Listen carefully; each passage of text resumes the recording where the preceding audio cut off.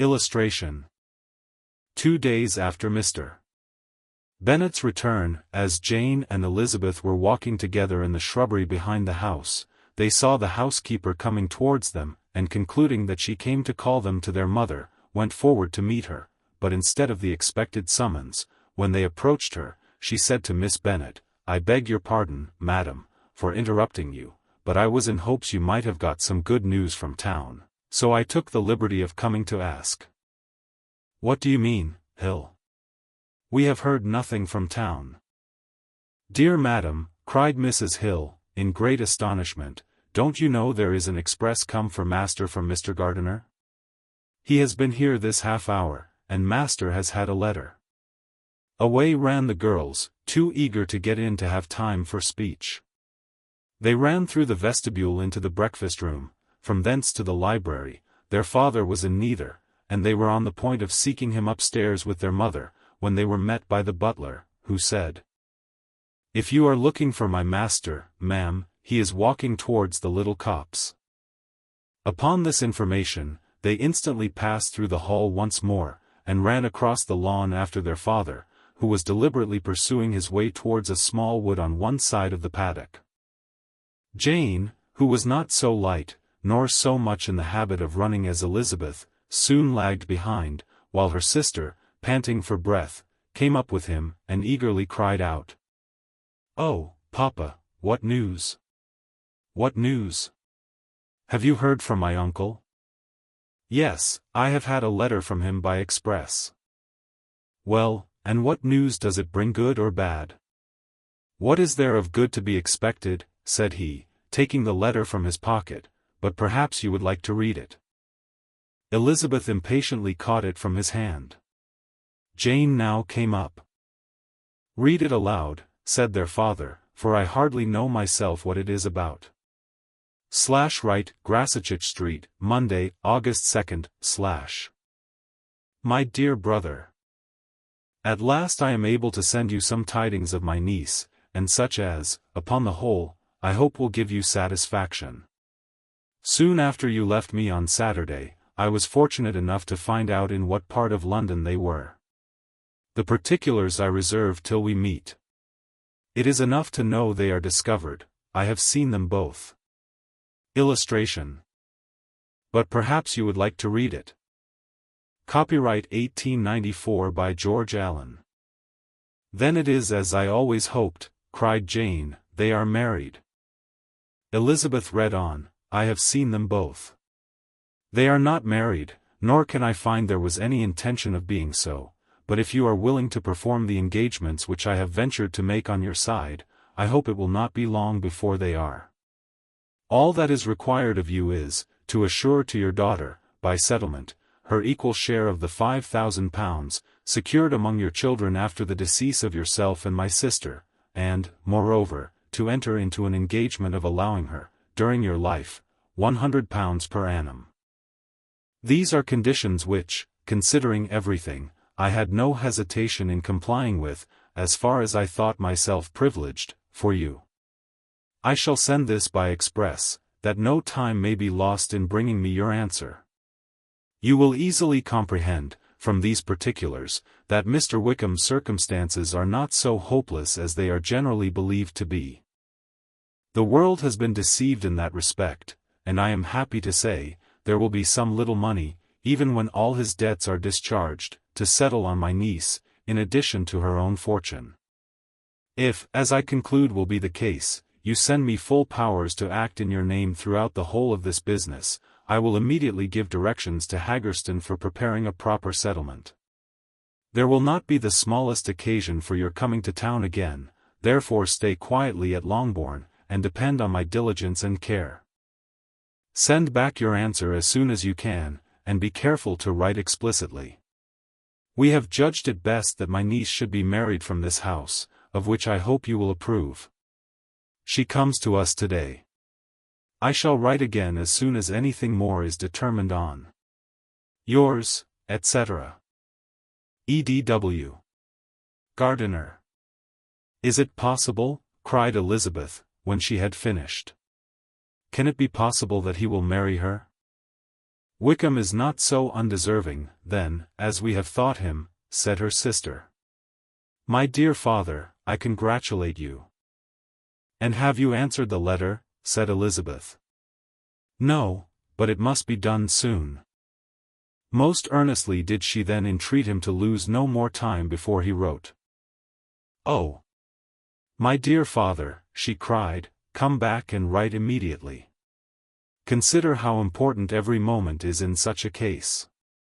Let me write for you, said Jane, if you dislike the trouble yourself. I dislike it very much, he replied, but it must be done. And so saying, he turned back with them, and walked towards the house. And may I ask, said Elizabeth, but the terms, I suppose, must be complied with. Complied with? I am only ashamed of his asking so little. And they must marry. Yet he is such a man. Yes, yes, they must marry. There is nothing else to be done. But there are two things that I want very much to know. One is, how much money your uncle has laid down to bring it about, and the other, how I am ever to pay him. Money. My uncle, cried Jane, what do you mean, sir? I mean that no man in his proper senses would marry Lydia on so slight a temptation as 100 a year during my life, and 50 after I am gone. That is very true, said Elizabeth, though it had not occurred to me before. His debts to be discharged, and something still to remain. Oh, it must be my uncle's doings. Generous, good man, I am afraid he has distressed himself. A small sum could not do all this. No, said her father. Wickham's a fool if he takes her with a farthing less than £10,000, I should be sorry to think so ill of him, in the very beginning of our relationship. £10,000. Heaven forbid. How is half such a sum to be repaid? Mr. Bennet made no answer, and each of them, deep in thought, continued silent till they reached the house. Their father then went to the library to write, and the girls walked into the breakfast-room. And they are really to be married, cried Elizabeth, as soon as they were by themselves. How strange this is! And for this we are to be thankful. That they should marry, small as is their chance of happiness, and wretched as is his character, we are forced to rejoice. Oh, Lydia! I comfort myself with thinking, replied Jane, that he certainly would not marry Lydia, if he had not a real regard for her. Though our kind uncle has done something towards clearing him, I cannot believe that £10,000, or anything like it, has been advanced. He has children of his own, and may have more. How could he spare half £10,000? If we are ever able to learn what Wickham's debts have been, said Elizabeth, and how much is settled on his side on our sister, we shall exactly know what Mr. Gardiner has done for them, because Wickham has not sixpence of his own. The kindness of my uncle and aunt can never be requited. Their taking her home, and affording her their personal protection and countenance, is such a sacrifice to her advantage as years of gratitude cannot enough acknowledge. By this time she is actually with them. If such goodness does not make her miserable now, she will never deserve to be happy. What a meeting for her, when she first sees my aunt. We must endeavor to forget all that has passed on either side, said Jane. I hope and trust they will yet be happy. His consenting to marry her is a proof, I will believe, that he has come to a right way of thinking. Their mutual affection will steady them, and I flatter myself they will settle so quietly, and live in so rational a manner, as may in time make their past imprudence forgotten. Their conduct has been such, replied Elizabeth, as neither you, nor I, nor anybody, can ever forget. It is useless to talk of it. It now occurred to the girls that their mother was in all likelihood perfectly ignorant of what had happened. They went to the library, therefore, and asked their father whether he would not wish them to make it known to her. He was writing, and, without raising his head, coolly replied, "Just as you please. May we take my uncle's letter to read to her?" Take whatever you like, and get away." Elizabeth took the letter from his writing table, and they went upstairs together. Mary and Kitty were both with Mrs. Bennet. One communication would, therefore, do for all. After a slight preparation for good news, the letter was read aloud. Mrs. Bennet could hardly contain herself. As soon as Jane had read Mr. Gardiner's hope of Lydia's being soon married, her joy burst forth, and every following sentence added to its exuberance.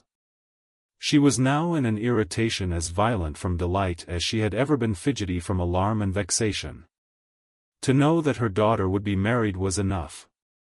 She was disturbed by no fear for her felicity, nor humbled by any remembrance of her misconduct. "My dear, dear Lydia," she cried, "this is delightful indeed.